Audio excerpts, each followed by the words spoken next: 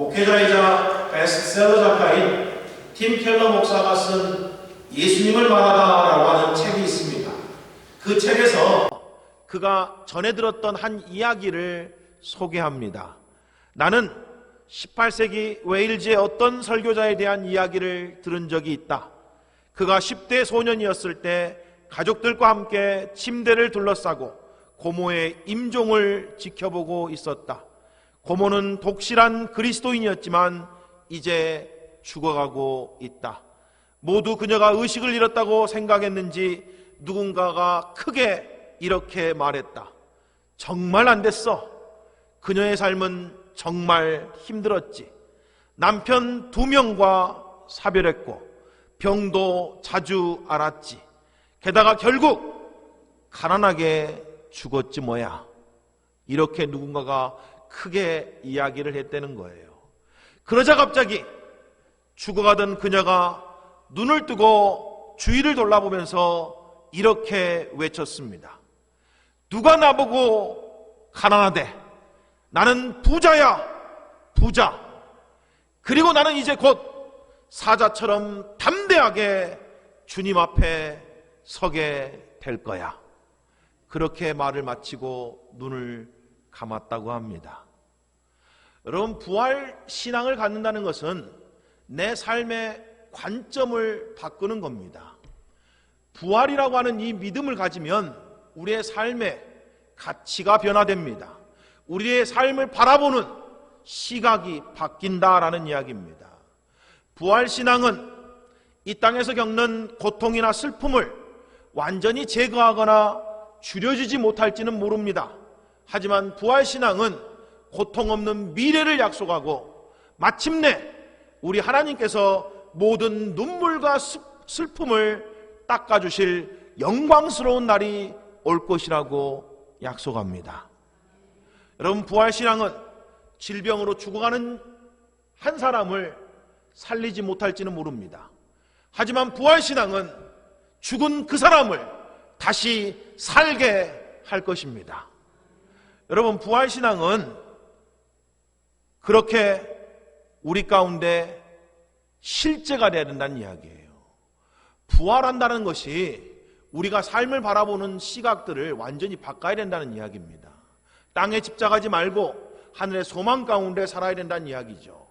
잠깐 있다가 없어질 것에 우리 마음 뺏겨 살지 말고 영원한 것을 위해서 이 땅 가운데 살아야 된다라고 하는 그런 이야기입니다. 예수 그리스도의 부활이야말로 복음의 기초석이고 핵심 중에 핵심입니다. 부활이 부정되면 복음 전체가 다 무너지게 되어 있습니다.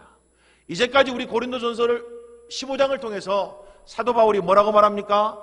그리스도가 다시 살아나는 것이 없으면 우리가 전파하는 것도 헛것이고 그것을 믿는 너희의 믿음도 헛것이고 우리는 여전히 죄 가운데 살고 있는 것이다 라고 말합니다. 그리스도의 부활이 없으면 그리스도 안에서 잠자는 자들은 다 망한 것이고 우리의 모든 소망과 희망은 헛된 겁니다. 신기루에 불과합니다. 아무것도 아니라 이런 얘기예요.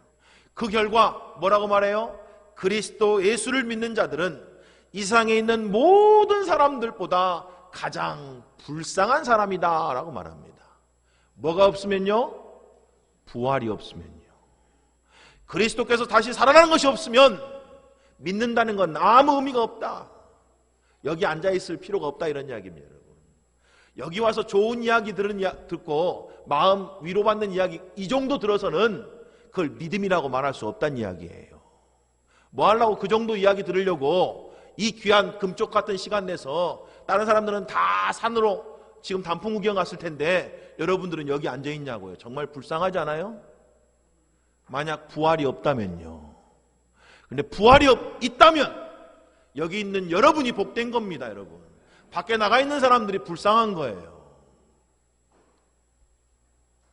그런데 예수 그리스도의 부활은 사실 중에 사실입니다. 여러분, 그래서 고린도서 15장을 자세히 보면 지금 부활에 대한 이야기를 하지만 사도 바울이 부활을 증명하려고 하지 않아요. 부활을 변호하고 있는 것이 아니라 이런 이야기입니다. 단순하게 뭐라고 말해요? 우리가 이미 살펴봤습니다마는 4절부터 8절까지 이렇게 말합니다. 장사 지낸 바 되셨다가 성경대로 사흘 만에 다시 살아나사 게바에게 보이셨다 이거는. 그 누군가는 봤다 이거죠. 후에 12 제자들과 그 후에 500의 형제들에게 일시에 보이셨나니 그 중에 지금까지 다수는 살아있고 어떤 사람은 잠들었으며 그 후에 야고보에게 보이셨으며 그 후에 모든 사도에게와 맨 나중에 만삭되지 못하여 난 자와 같은 내게도 보이셨느니라. 지금 뭐라고 말하고 있는 거예요? 우리가 봤다 이거예요. 나도 봤어 이런 이야기예요. 그리고 예수 그리스도의 부활은 그래서 분명한 사실이야 라고 그렇게 이야기를 합니다.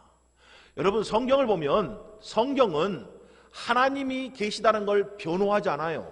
하나님이 계시다라고 하는 전제를 가지고 이야기합니다. 예수 그리스도의 부활도 똑같아요. 예수 그리스도이 이미 부활했어, 이거는 사실로 받아들이고 이야기가 되어 있는 거지, 예수 그리스도가 부활한 것이 왜 진짜인지, 뭐 때문에 진짜인지 구구절절 설명하고 있지 않다, 이런 이야기입니다. 사실 12 제자들이나 500의 형제들에게나, 아니 야고보와 바울에게는 예수의 부활이 부인할 수 없는 사실이었습니다.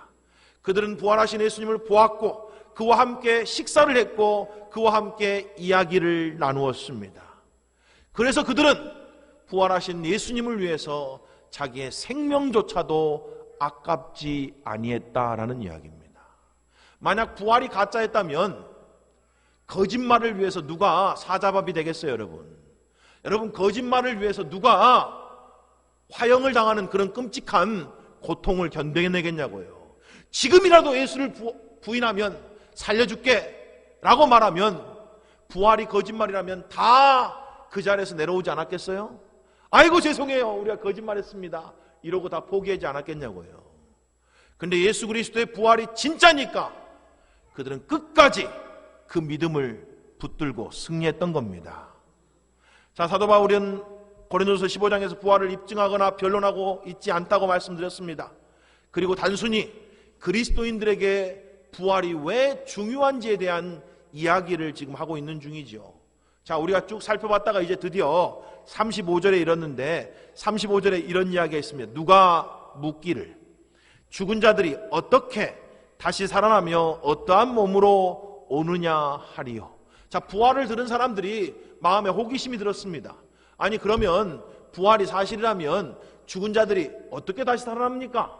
그리고 부활한 사람들은 어떤 몸을 가지고 부활하게 됩니까? 라고 그렇게 물어본 사람이 있었다는 이야기죠. 믿는 사람이나 믿지 않는 사람이나 사람은 때가 되면 반드시 죽는다는 걸 압니다. 그렇죠? 절대 안 죽을 거야 이렇게 믿고 살아가는 사람들은 한 사람도 없어요. 우리 다 어느 때가 되면 반드시 죽어야 될 때가 온다는 건 다 알고 있어요. 물론 그런 것들을 생각하기 싫지요. 그런 것들을 받아들이기 싫지요. 그래서 마치 안 죽을 것처럼 살지만 우리 인생에 절대 피해갈 수 없는 것, 부자도 가난한 사람이고 잘 배운 사람도 못 배운 사람도 또 어떤 사람도 피해갈 수 없는 게 죽음입니다. 그래서 우리 모두는 은연중에 언젠가는 죽을 거라고 하는 두려움을 갖고 살아갑니다. 그런데 사람들이 알지 못하는 게 뭐예요? 죽음 이후를 알지 못해요. 죽음 이후에는 뭐가 있는지 알지 못하죠. 그리고 만약 부활이 있다면 부활이 어떤 건지를 잘 모른다라는 겁니다. 왜요? 본 적이 없고 경험해 본 적이 없으니까요. 마땅한 이야기입니다. 여러분, 믿지 않는 사람들이 어떻게 죽은 사람이 다시 살아납니까? 라고 물어봤거나, 부활하게 되면 어떤 몸을 갖고 옵니까? 이렇게 믿지 않는 사람들이 물어봤다 그러면 우리가 그래, 네가 뭘 모르니까 그렇게 물어볼 수도 있지 라고 우리가 당연하게 받아들일 수 있을지 모릅니다. 그런데 만약에 예수 그리스도의 죽으심과 부활을 믿었다라고 하고 내가 그리스도인이라고 말하고 하면서 여기 나와 있는 것처럼 누군가에 내가 포함되어 있다면 어떻게 되는 거예요? 내가 예수 그리스도의 죽으심과 부활을 믿는다고 말하는데 대체 어떻게 살아나오는 거예요? 어떻게 어떠한 부활의 몸을 갖고 다시 부활하는 겁니까? 라고 묻는다면 뭐라고 대답해 줘야 되냐고요. 야, 부활을 믿는 게 참 힘들지. 야, 나도 이해해. 네 부활 믿는 거 정말 힘든다는 거 나 안다? 이렇게 말해줘야 되나요? 이 질문에 대해서 사도 바울은 뭐라고 대답한지 아십니까? 그게 바로 나오는 36절이겠죠. 36절에 뭐라고 되어 있어요? 어리석은 자여, 이렇게 말합니다. 다른 번역을 보면, 다른 성경 번역을 보면 이 말은 이런 뜻입니다. 그렇게 질문하는 것은 어리석은 질문입니다. 왜요, 여러분? 여러분, 우리의 믿음의 기본이 뭐죠? 여러분, 그리스도인들의 믿음의 근본이 뭐예요, 여러분? 창세기 1장 1절입니다. 태초에 하나님이 천지를 창조하셨느니라. 누가 세상을 창조했다고요? 하나님이요. 여러분, 하나님이 모든 세상을 창조하셨습니다. 그걸 믿는 게 믿음의 기본이에요. 그런데 하나님이 천지를 창조했었는데 죽은 자 정도 다시 살게 못한다 그러면 그런 하나님 어떻게 믿어요, 여러분? 말이 됩니까, 여러분? 아니, 온 세상을 무에서 유를 창조했다고 말씀하시는 분이신데 죽은 자 정도 살게 못한다? 말이 됩니까, 여러분? 물을 포도주로 바꾸는 정도도 못한다? 말이 되냐고요. 무리를 걷지도 못한다? 이게 말이 되냐고요, 여러분. 질병을 고치지도 못한다? 이게 말이 됩니까, 여러분? 복음서에 나와 있는 수많은 기적을 하나님이신 예수님이 행하는 건 너무 당연한 거예요. 너무 합당한 거 아니에요? 너무 논리적이지 않아요? 만약 그분이 진짜 하나님이라 그러면 그걸 못한다는 게 이상한 거지 하는 게 이상한 게 아니다, 이런 이야기입니다, 여러분. 하나님이 정말 천지를 창조하셨다면 홍해를 가르는 정도야. 그건 못한다 그러면 그게 무슨 하나님이시겠습니까, 여러분? 그러지 않아요? 말이 됩니까, 여러분? 성경에 나와 있는 수많은 기적들, 하나님이 진짜 하나님이라면 그건 너무 지극히 당연한 것들이에요. 그 믿음이 전제하고 있어야 된다는 이야기예요. 그런데 그 하나님을 믿는다고 말하고 있으면서 예수 그리스도가 우리를 위해서 죽으시고 부활했다고 말하고 있으면서 죽은 자가 어떻게 부활할 수 있겠습니까? 라고 묻는다면 그런 질문은 어리석은 질문이다라는 이야기예요. 하나님의 말씀인 성경을 통해 예수 그리스도의 죽으심과 부활을 직접 목격한 증인들의 생생한 증언이 기록되어 있습니다. 그래서 여러분, 믿음이라는 걸 뭘 믿는 거예요? 믿음은 뭘 믿는 겁니까? 증인들의 말을 믿는 거예요. 그걸 실제로 봤던 사람들의 증언을 믿는 게 믿음입니다. 말을 믿는 게 믿음이라고요. 그래서 지금 우리가 붙들고 있는 믿음은 여기 나와 있는 이 사도 바울의 이 이야기가 진짜라고 믿어주는 게 믿음이라는 이야기예요. 게다가 만물 속에 하나님께서 부활에 대한 일반 계시를 드러내 보이셨다고 성경이 이야기를 합니다. 여러분, 사과나무 씨 있죠. 사과나무 씨를 땅에 심으면 그 씨가 죽어서 나중에 사과나무가 됩니다. 그리고 사과의 열매를 맺히게 되는 거죠. 그런데 사과나무 씨하고 사과나무하고는 모양이 틀리잖아요. 그렇잖아요? 그 사과나무가 씨로 있을 때도 얘는 사과나무를 품고 있는 씨인 거예요. 게다가 사과나무가 죽어서 나무가 되고 열매를 맺을 때도 그것도 사과나무인 거죠. 그런데 모양이 틀리다고요. 지금 그런 이야기를 하고 있는 거예요. 사과나무 씨와 사과나무 나무의 열매 영광이 다른 것처럼 육체의 영광과 부활의 영광도 다르다, 이런 이야기예요. 그런데 분명한 것은 한편으로는 같은 거죠. 사과나무는 사과나무잖아요. 자, 본문 37절부터 41절까지 이렇게 되겠습니다. 또 너가 뿌리는 것은 장래의 형체를 뿌리는 것이 아니요 다만 밀이나 다른 것의 알갱이 뿐이로되 하나님이 그 뜻대로 그에게 형체를 주시되 각 종자에게 그 형체를 주시느니라. 육체는 다 같은 육체가 아니니 하나는 사람의 육체요 하나는 짐승의 육체요 하나는 새의 육체요 하나는 물고기의 육체라. 하늘에 속한 형체도 있고 땅에 속한 형체도 있으나 하늘에 속한 것의 영광이 따로 있고 땅에 속한 것의 영광이 따로 있으니 해의 영광이 다르고 달의 영광이 다르고 별의 영광도 다른데 별과 별의 영광이 다르다라고 되어 있습니다. 각각의 모양이 다 다르다는 이야기예요. 그러니 우리 육체의 몸과 부활의 몸은 그 영광이 다를 것이다 라고 하는 그런 이야기죠. 몸은 몸인데 그 영광이 다를 것이다 라고 하는 지금 그런 이야기를 하고 계시는 겁니다. 여기 보니까 별과 별의 영광이 다르다 그러잖아요. 그래서 이게 하늘을 바라보는 학자들이 이 말씀을 보고 야, 그래서 별마다 다 밝기가 틀린 거였구나. 그거를 이미 성경은 수천 년 전에 성경에 다 기록해놨구나. 이렇게 이야기를 합니다. 그러니 성경이 얼마나 진리냐 이런 이야기예요. 뭐 그걸 이야기하고 싶은 건 아니고 여러분 이 본문이 특별히 설명이 없어도 우리가 충분히 이 말씀을 이해할 수 있을 줄 믿습니다. 예수 그리스도는 사람의 몸을 입으시고 죽임을 당하시고 장사 지낸 바 되셨다가 부활의 몸으로 다시 살아나셨습니다.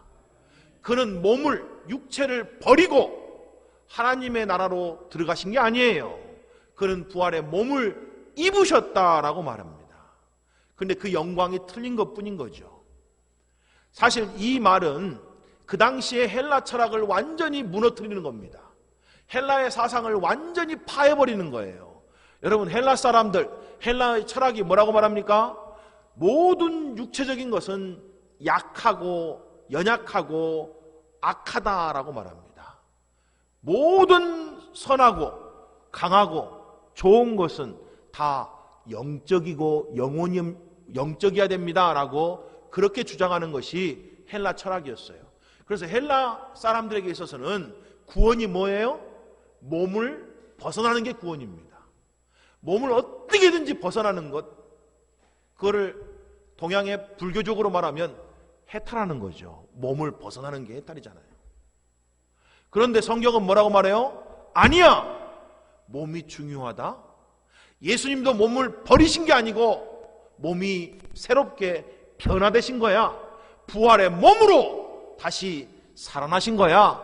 라고 우리에게 그렇게 가르쳐 준다는 이야기예요.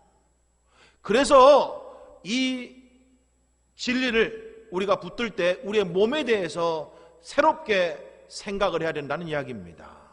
몸을 가치없게 하찮게 여기는 게 아니고 몸을 귀하게 여길 줄 알아야 된다는 이야기죠. 그래서 우리가 이미 전에 고린도전서 6장에서 이미 살펴봤듯이 19절 20절은 이런 말씀을 합니다. 너희 몸은 너희가 하나님께로부터 받은 바 너희 가운데 계신 성령의 전인 줄을 알지 못하느냐.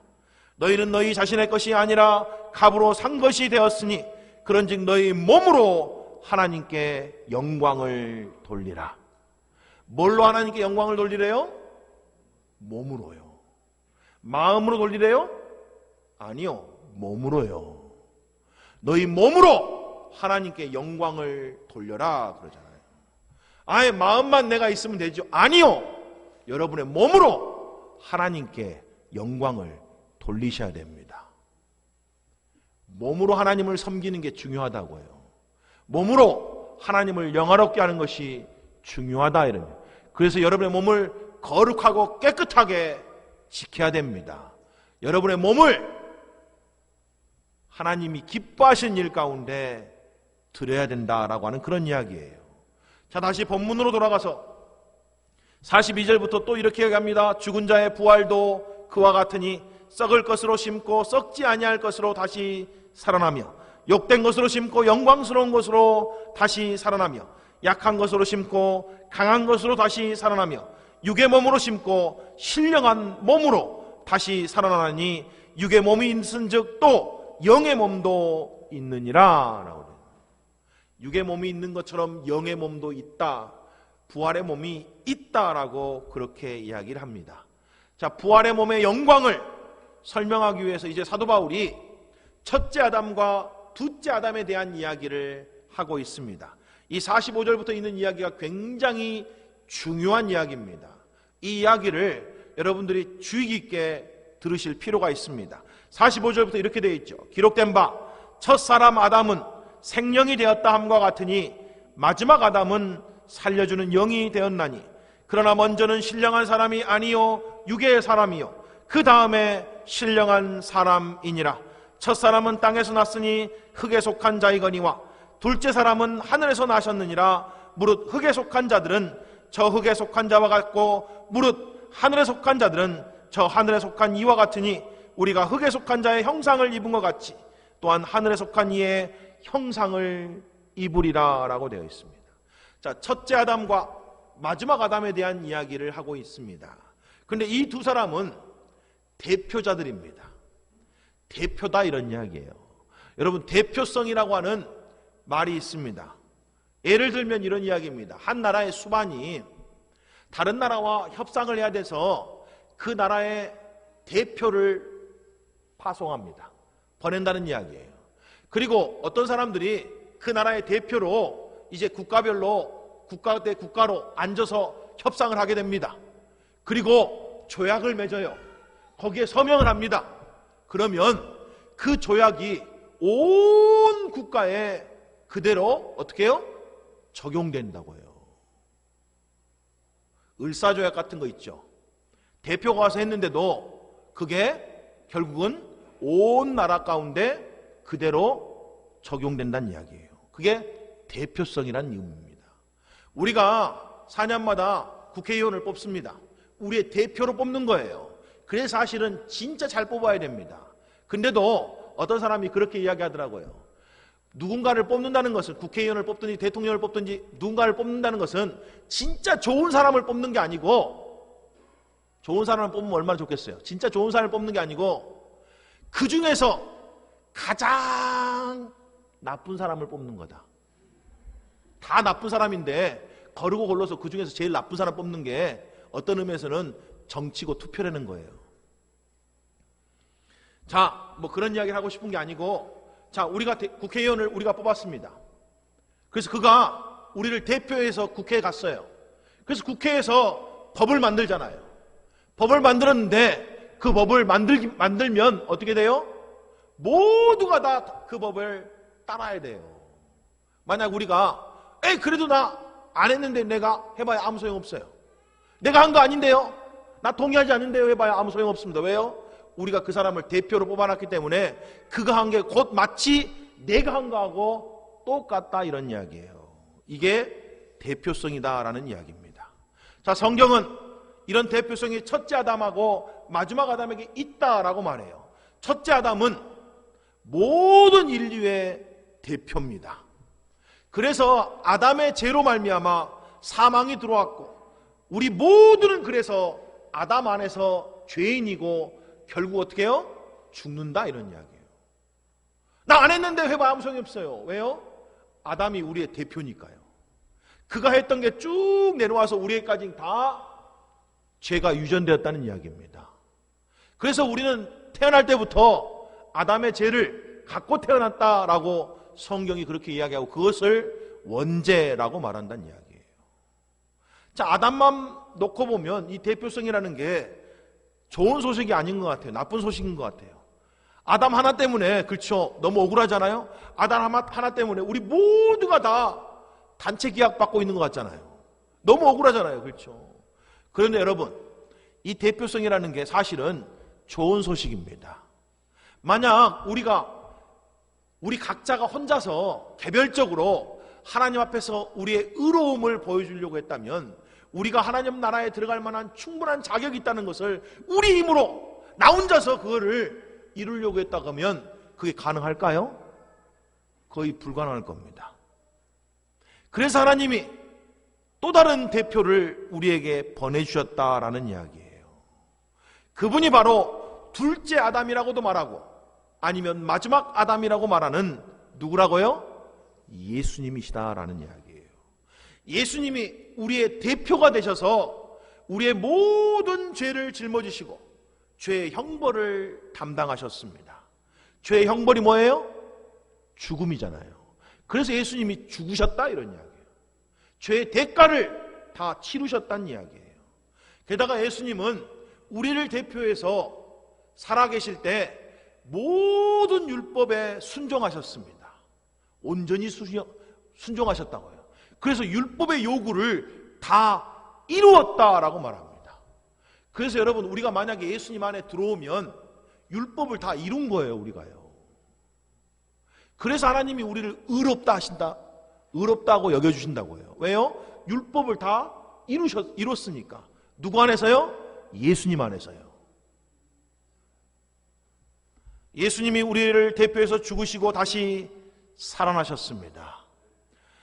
신학자 찰스 하즈라고 하는 분이 계시는데, 그가 예수님을 변호사에 비유해서 예수님이 하시는 일이 어떤 건지를 이렇게 설명을 합니다.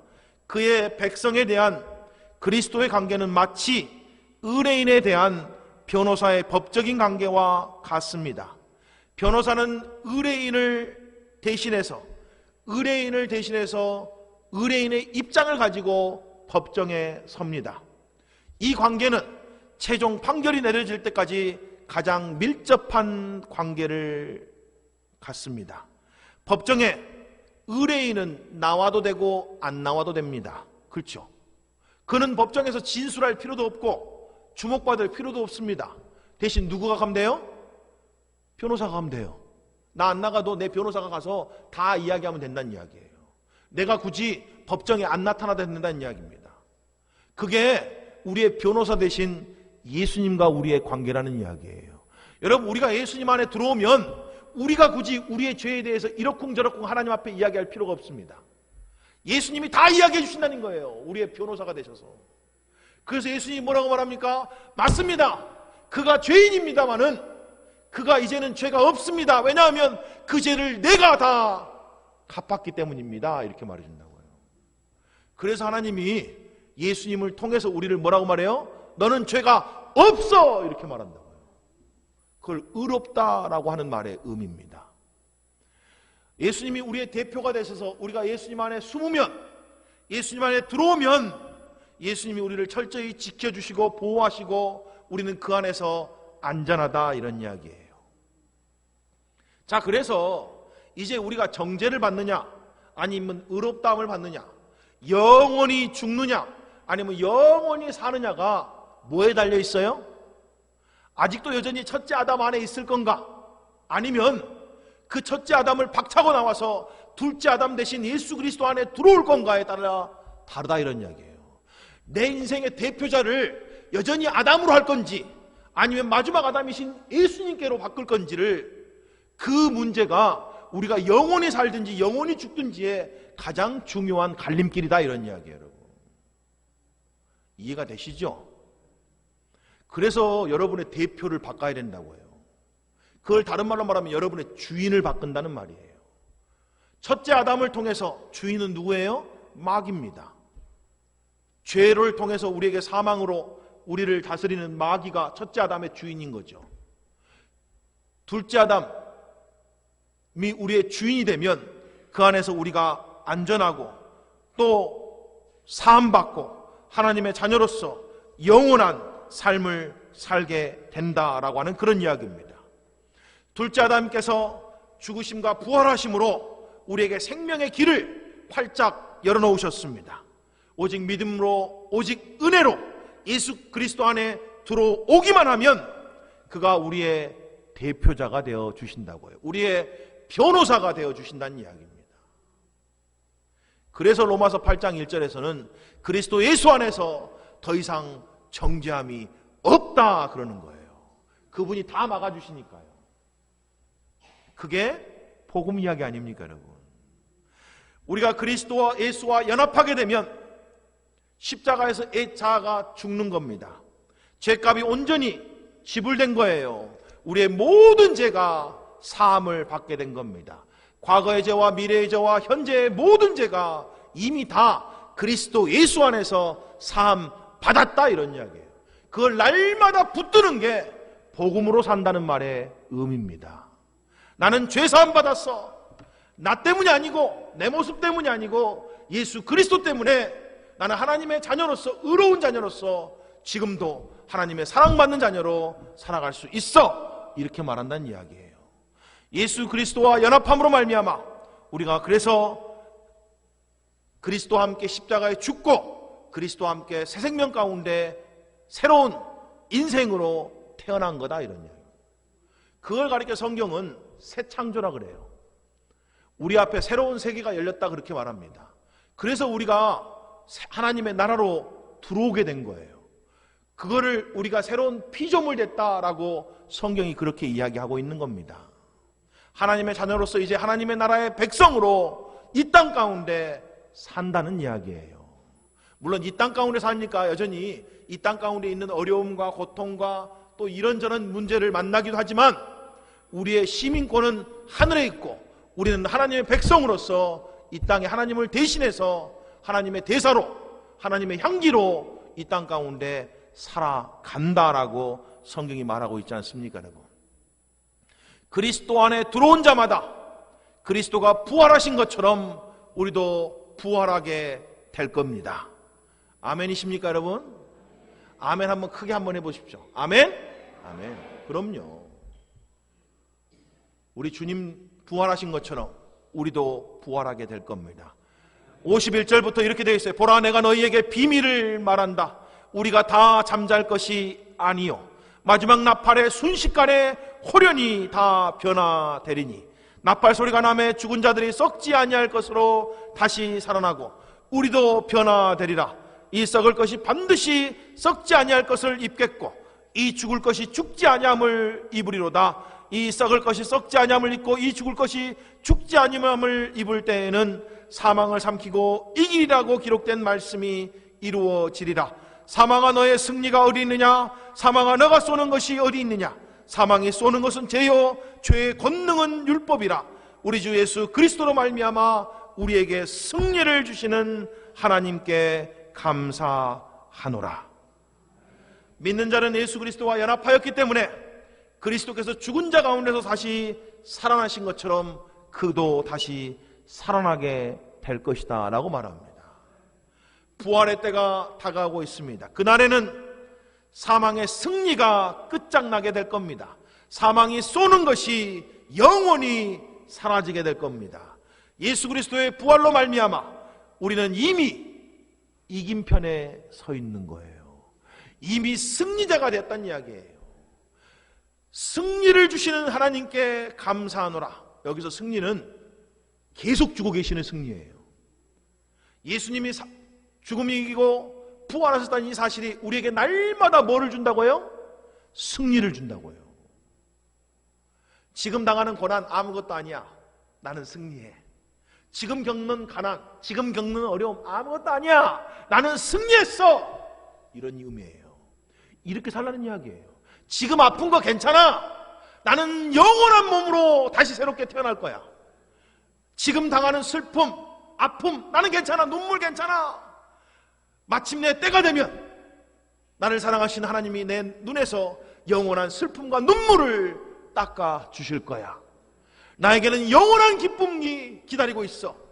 그러니 이곳에서 잠깐 당하는 고난, 이곳에서 잠깐 당하는 어려움 아무것도 아니야. 이렇게 살아가는 게 부활신앙이다, 이런 이야기입니다. 여러분, 진짜 부활을 믿는다면 우리 이렇게 살아가야 되는 건 마땅하지 않아요, 여러분? 예수의 부활은 우리가 이미 승리했다고 하는 확실한 증거다, 이런 이야기.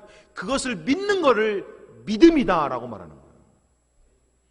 이 사실이 오늘 살아가는 우리에게 어떤 의미로 다가와야 됩니까? 아니 대체 알겠는데 그러면 우리가 어떻게 살아야 됩니까? 그러면 이제 다 내려놓고 오직 주님만 바라보고 아무것도 안 하고 주님만 바라보고 살아야 되나요? 우리 이렇게 말할 수 있잖아요.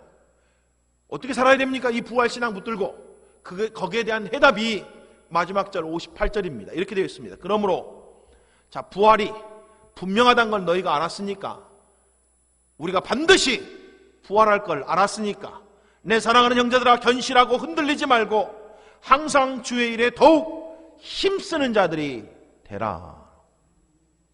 부활신앙을 붙들었으니까 야, 아무것도 하지 말고 저 피지에 가서 농사나면서 주님 오실 날을 기다려라, 이렇게 말하고 있나요? 야, 부활신앙을 너희가 알았으니까 이제 산에 들어가서 너희들끼리 공동체 생활하면서 주님만 바라보고 계속 찬양만 하고 예배만 하고 그렇게 살아라. 지금 그렇게 이야기하고 있나요? 아니요. 더욱 힘써서 살래요. 더욱 열심히 가정생활 하십시오. 더욱 열심히 직장생활 하시라고요. 더욱 열심히 사업하시라고요. 더욱 최선을 다해서 공부하라고요. 근데 누구를 위해서요? 주님을 위해서요. 부활이 진짜이기 때문에 우리가 하루하루 최선을 다해 살아야 됩니다. 왜요?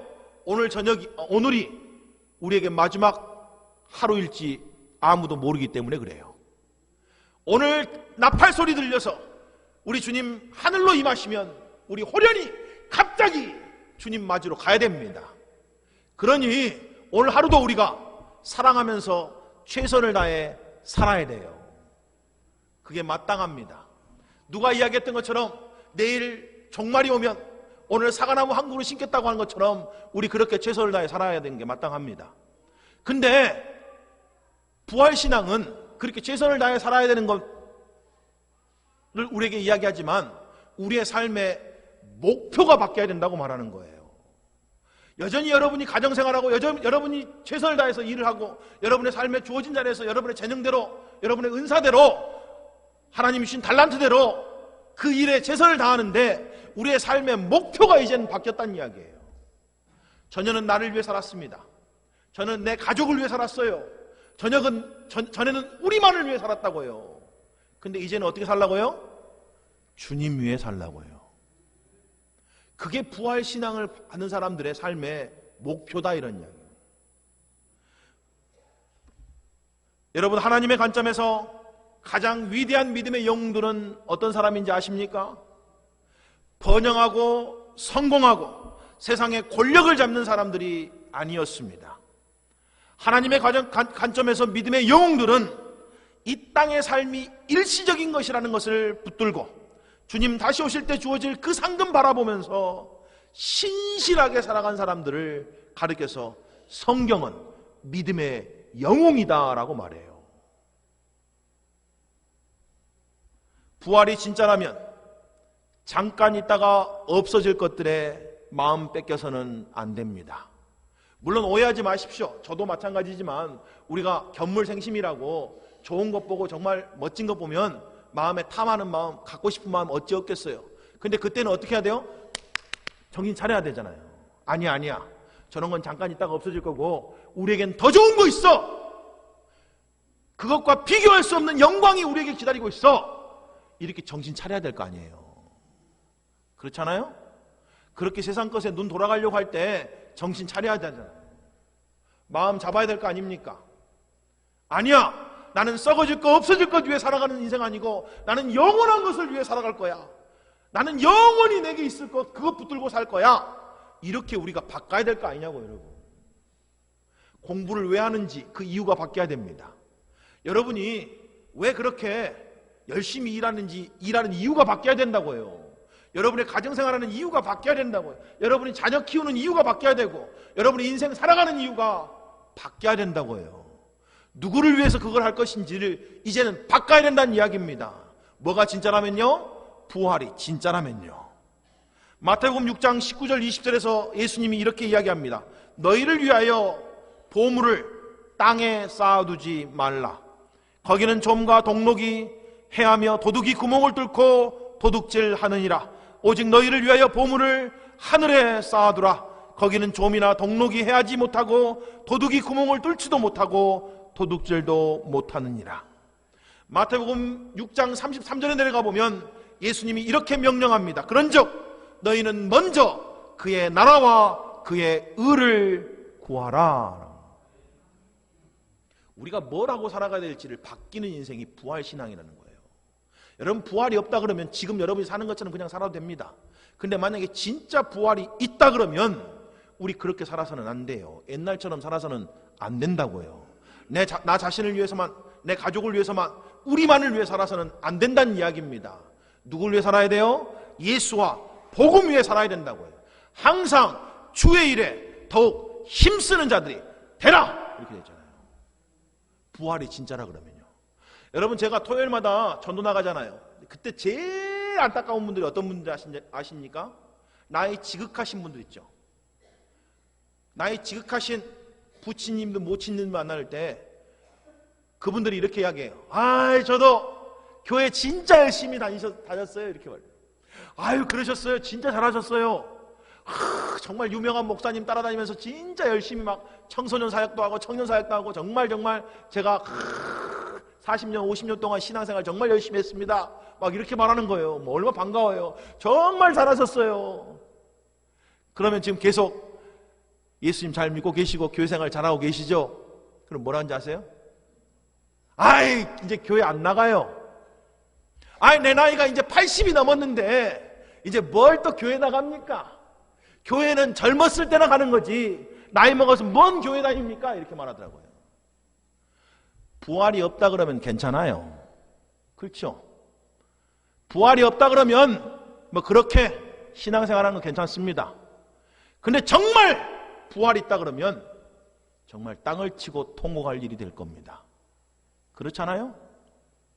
여러분 무슨 예수님 믿고 신앙생활하는 게 젊었을 때 한때 잠깐 하는 그 정도 놀이거리입니까? 내가 몸에 힘이 있고 좀 건강할 때나 잠깐 하고 열심히 바짝 했다가 나중에는 느슨하게 서서히 하고 잠깐 그냥 내가 하고 싶은 대로 하고 뭐 이런 게 신앙생활이냐고요. 여러분 만약 정말 우리 주님 다시 오신다 그러면 우리가 부활하실 주님을 그날 그 아침에 만나게 된다 그러면 우리 주님 앞에 우리가 했던 모든 것 낱낱이 알아야 됩니다. 그때 우리가 뭐라고 말할 거냐고요. 아니 신앙 버리고 우리 믿음 파산해서 우리 믿음이 진짜가 아니라고 드러나면 어떻게 할 거냐고요. 이보다 더 안타까운 일이 어디 있습니까 여러분.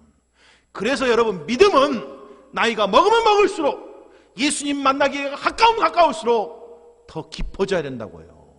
더 강해져야 된다고요. 사망한 네가 쏘는 게 뭐냐 이렇게 살아야 된다고요. 죽음이 가까우면 가까울수록 내 육신의 아픔이 임하면 임할수록 내가 주님 만날 것을 기대하고 소망하면서 그렇게 사는 게 마땅한 신앙 아니에요 여러분. 부활을 통해 예수님은 자신이 하나님의 아들이심을 진정한 왕이시고 주인 되심을 선포한 겁니다. 그래서 부활신앙이라는 건 다른 게 아니고 이제까지 내 삶에 내가 주인이었습니다라는 것을 깊이 회개하고 예수님을 주인으로 모시고 예수와 복음 위에 살아가는 삶이 부활신앙이에요. 부활하심으로 예수님이 우리의 진정한 왕이고 주인인 걸 선포하신 거예요. 그래서 내가 예수님을 부활한 걸 믿습니다 이 말은 예수님이 나의 왕이고 주인입니다 이렇게 고백하는 것과 똑같은 말이라고요. 만약 그게 안 나오면 우리 예수님 부활한 건 머리로 알지 가슴으로 모르는 겁니다. 우리 머리로 알지 우리 삶에는 아무 은혜가 없는 거예요. 변화 안 된 거예요. 실제가 안 된 거라고요 여러분. 그러면 부활이 실제가 안 돼 있으면 부활할 걸 어떻게 확신하고 사냐고요. 죽음이 얼마나 두렵겠냐고요. 얼마나 죽기 싫겠냐고요 여러분. 그러면 죽음이 두려워서 우리 믿음 나이 먹으면 먹을수록 조금씩 포기하고 살 겁니까? 그거 아니잖아요 여러분. 지금 그 이야기를 하고 있는 거예요. 가정에서 직장에서 인간관계 속에서 취미와 활동 속에서 우리의 삶의 진정한 주인이 누굽니까 여러분? 여러분의 삶의 진정한 주인이 누구냐고요. 예수 그리스도께서 죽은 자 가운데서 다시 살아나셨음을 믿는다면 그리스도 예수 안에서 우리도 부활할 것을 믿는다면 어떻게 살아야 되냐고요. 예수와 복음 위에서 가정생활 열심히 하셔야 된다고요. 더욱 힘쓰십시오. 예수와 복음 위에서 직장생활, 장사하고 일하는 것, 모든 것 더욱 열심히 하시라고요. 누군가가 그렇게 간증을 해놨더라고요. 예수의 부활신앙을 붙들고 사니까 자기가 사업을 하는데 사업이 다르게 보이더래요. 내가 장사꾼으로 남을 건가? 내가 이 장사를 통해서 주와 복음 위에 살 건가? 삶의 목표가 틀려지더라는 거예요. 여러분은 그냥 주부로 남을 겁니까? 아니면 주와 복음 위에 살아가는 주부로 살 겁니까? 여러분은 그냥 직장인으로 남을 겁니까? 장사꾼으로 남을 겁니까? 아니면 정말 주와 복음 위에 살아가는 직장인들, 주와 복음 위에 살아가는 일꾼들이 되실 거냐 이런 이야기예요. 우리가 결정해야 됩니다. 정말 부활이 진짜라면 내가 어떻게 살 것인지 결단해야 된다라고 하는 그런 이야기예요. 여러분, 무엇보다도 고통과 슬픔과 어려움 중에도 부활하신 주님 안에서 우리가 이미 승리자임을 잊지 마십시오.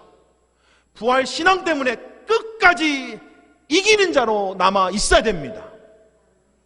절대로 뒤로 물러나거나 포기해서는 안 된다는 이야기예요. 왜요? 부활이 진짜니까요. 그리고 마침내 주님 다시 오시면 우리에게 영광의 멸관, 승리의 멸관을 씌워 주실 겁니다. 그 삶을 꿈꾸면서 부활 신앙으로 이번 한 주도 승리하시는 여러분 되시기를 주님의 이름으로 축복합니다. 아멘. 우리 다 같이 일어나셔서 함께 찬송하시겠습니다.